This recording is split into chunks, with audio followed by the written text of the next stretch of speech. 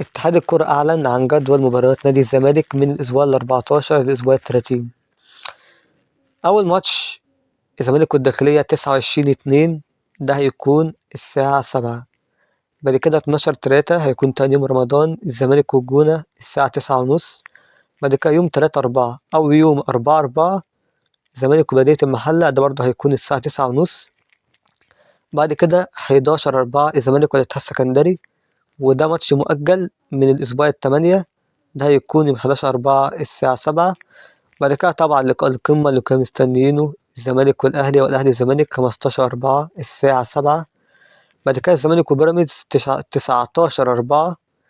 وفي حالة صعود الزمالك للنصف أو النهائي يعني الماتش ده يتأجل، وده يكون المفروض 19/4 الساعة 7، بس لو الزمالك صعد للنهائي الماتش ده يتأجل.